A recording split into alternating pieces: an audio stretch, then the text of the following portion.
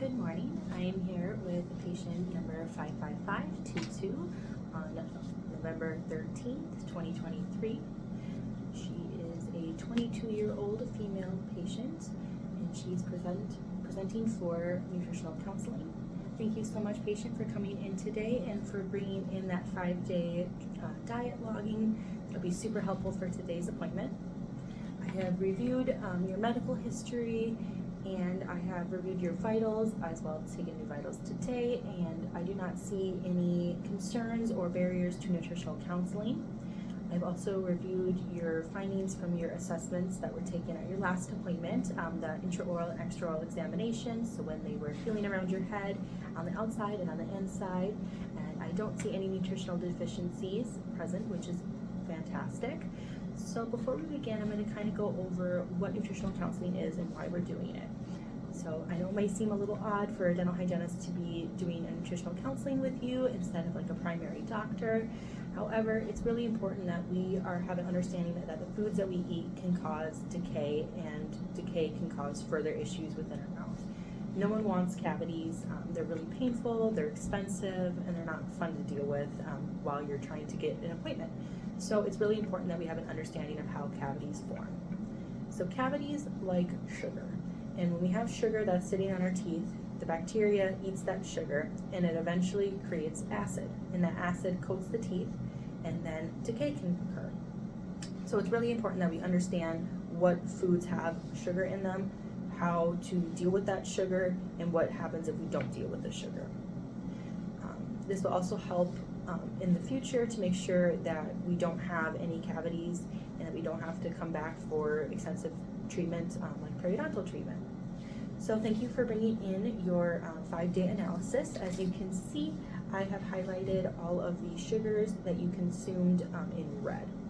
So it looks like we have quite a bit of sugar in our diet. And some of it is coming from natural things like fruits and vegetables, and some of it is from that added sugar. So it looks like our 5-day average, we are eating about 6 items a day that have sugar in them, and within this 5 days, it looks like about 26 grams of sugar are consumed each day. So one of the things that I want to discuss is our caries risk assessment, or CAMBRA. So we kind of talked about this a little bit at your last appointment, and we discussed that you did not have any fluoride exposure through your toothpaste, and you drink primarily bottled water, so not a whole lot of exposure through tap water. We're drinking sugary items and having sugary foods primarily at meal times. We're not huge on snacking, which is really good. If we are someone who frequently snacks and we are frequently consuming a sugary beverage, let's say like we have multiple cans of Coke a day, every time that we're drinking that, we're reintroducing that acid to our teeth and not allowing our tooth to go into a period of what we call remineralization, which is going to help your tooth not form a cavity. When we have constant exposure to acid foods, it's going to cause that decay to start because the tooth will be in a constant state of demineralization, which we do not want. It also sounds like we do not have any new cavities in the last couple years for yourself or for family members, but we do not have an established dental home, and you do have a history of interproximal restorations. So those couple things are going to put us at that moderate category for a carie to develop or a cavity to develop, which is why we're going to recommend some fluoride treatment once we're done with our cleaning to ensure that that tooth has some protection on it. I'm also going to recommend that we start using a toothpaste that has some fluoride in it. I don't think we are at the point where we need to use a prescription fluoride toothpaste at all, but having like a Crest or a Colgate toothpaste that has some fluoride in it is going to be really helpful for you, especially since we're in that moderate caries risk. So I kind of already discussed this a little bit, but do you know how a cavity forms? Kind of, sort of, yeah. So they form from that acid on your tooth, and this can come from eating sugary foods that are added sugar, or it can be from natural sugar. So it's really important that we have an understanding that anytime we're consuming sugar, it's putting our teeth at risk.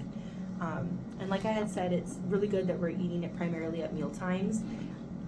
and we're not frequently snacking, but we do want to make sure that if we're eating something that is extremely high in sugar, like one of the food items you have a few times is that matcha cream puff, and that has 18 grams of sugar in it, which is quite a bit for one item.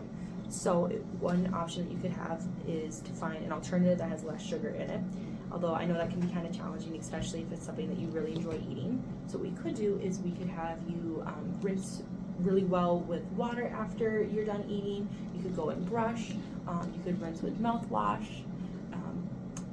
or we could use like a fluoridated water, and we can switch that around.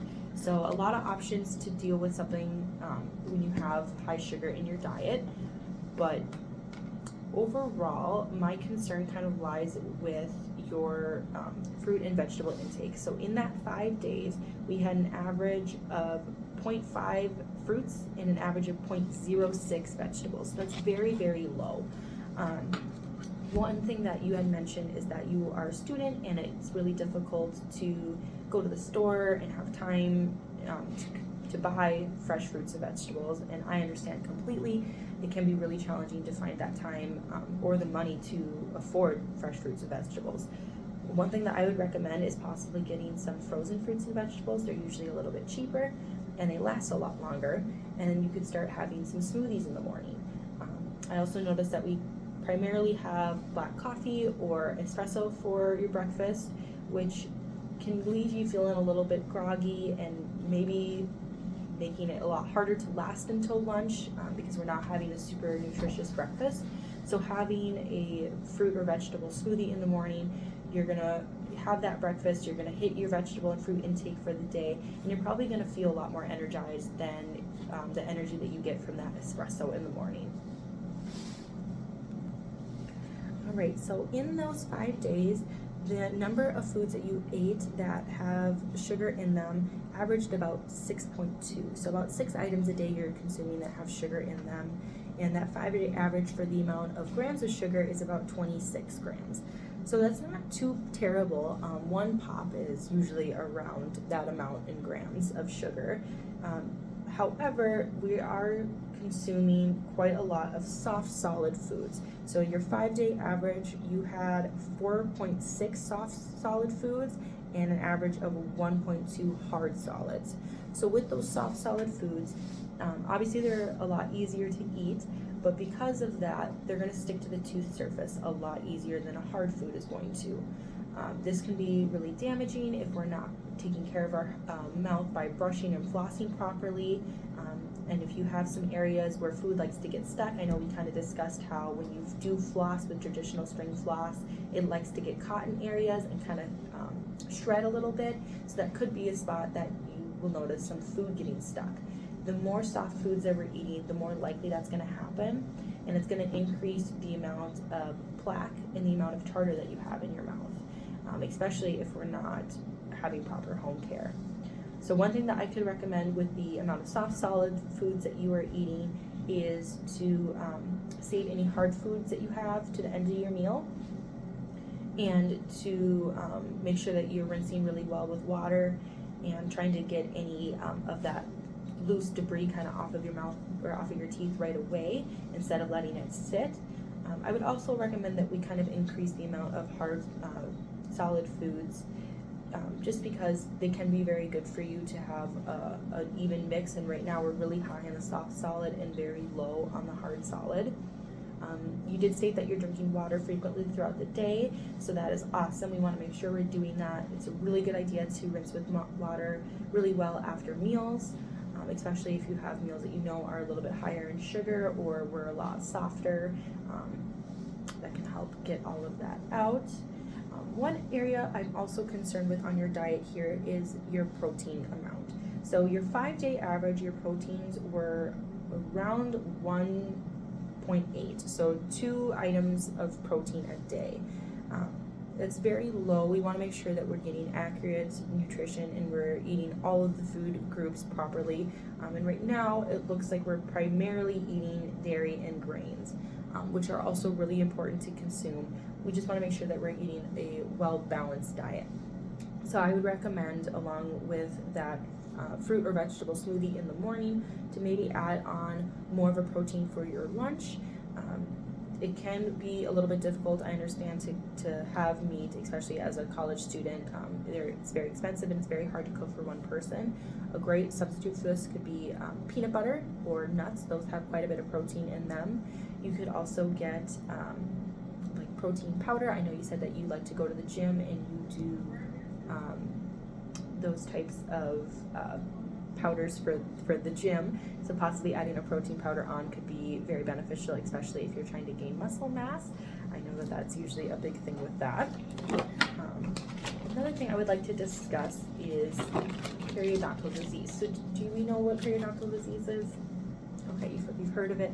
Yeah, so periodontal disease starts off pretty reversible. So we call that gingivitis, and that's when the gums are going to be really red, they're going to bleed a lot, they're going to be sensitive to brushing, to flossing, they may hurt really bad, but that is a reversible stage. Once we get past gingivitis, then we are in an irreversible stage. And what periodontal disease is it is loss of your gum tissue and loss of your bone, and both of those things we can't really get back. So right now we are at a healthy state, which is awesome. We want to be at a healthy state, but I just kind of want to explain to you how this could go from being healthy to not. So we could get into that gingivitis stage pretty easily by a lack of not brushing or flossing. Once we get past the gingivitis stage, like I said, we are then in perio stage 1. So we're going to have some bone loss, which we're going to find on our radiographs. We're going to have some pocket depths that are a little bit deeper than normal. So a normal pocket depth is 1 to 3 millimeters, and a pocket can be created when we lose more of that tissue. The stages go more advanced with how much bone loss we have and how much gum loss we have. So right now, like I said, we're at that healthy state, which is awesome. You're doing a very good job with maintaining, with brushing, and with flossing.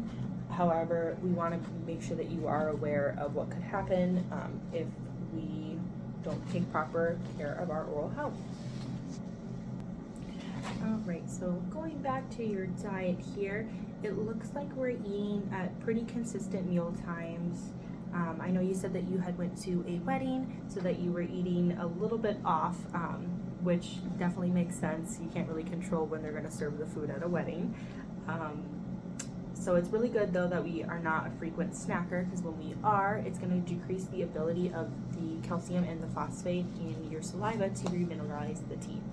And we really want to make sure that we give our teeth a remineralization period so that we don't have a cavity. As I kind of have mentioned before with the cavities, they need a sugar. The bacteria will eat that sugar. It's going to create an acid, and then the acid is going to eventually create a hole because it's going to trap the tooth in a demineralization period, and it's not going to allow that calcium and phosphate to help the tooth. So we are still, even though we're not snacking frequently, the meals that we are eating are decently consuming sugar as well. So like I mentioned before, a great tip would be to have you rinse with water after your meal. If you eat something that's extremely high in sugar, to brush after that meal. It's also very important that we are using a fluoride toothpaste, possibly rinsing with a fluoride water to remove any food debris that's left around. It's going to be really important to keep up on that brushing and flossing like you are. I know you say you primarily floss in the morning, but it would be more beneficial for you to floss at night. That would just ensure that you're getting all the food off in the day, as your saliva reduces at night. So when you go to bed, you have less saliva in your mouth than during the day. So if you have food that's in between your teeth and stuck, it's going to cause more of a problem than if you got it out at night. So it's really good to floss at night, and make sure that once you're done brushing and flossing that you don't consume any more food or liquids except for water, because like I said, that saliva is going to reduce at night, so it's going to cause more of a problem. A really good benefit too for you could be to chew some sugar-free gum, as well as using like soft picks or a flosser throughout the day, because I know you said you have a couple areas that floss likes to get caught, which is probably a spot that food also likes to get caught. So it's really good that we keep an eye on that and we get the food out of there so that it doesn't create a cavity. So as I had stated before, I feel that you are a little bit deficient in the fruits, vegetables, and protein category. So I think a really good goal for you would be to increase your intake of fruits and vegetables to at least 3 a week. And I think that starting with those smoothies in the morning would be a great way to do so. It would be really easy for your schedule, pretty cost effective, and I think it'll help you feel a little bit better in the morning, give you a little bit more energy than probably the black coffee or the espresso. I think you're eating a really good amount of dairy and grains, so we'll keep that the same. Soft foods and liquids you're doing really good with. You're drinking a lot of water throughout the day, which is awesome. I would just try to increase that amount of hard solid a little bit, because that soft solid food can create cavities if we're not keeping up with our oral care and getting it out of those areas where you could get trapped, and making sure that we're rinsing if we have a really sticky or soft meal, so that we can get any debris off of our teeth right away. All right, so patient, do you have any concerns about some of the changes that I would like to make to your diet? Okay, and do you have any questions about what you learned today? Any questions about cavity formation, periodontal disease, the assessment that we did, or any questions regarding your 5-day diet form? Perfect. All right, awesome. I will document in the patient's chart the rationale for the dietary analysis. The dietary analysis results will also be included, and we'll document what our findings were.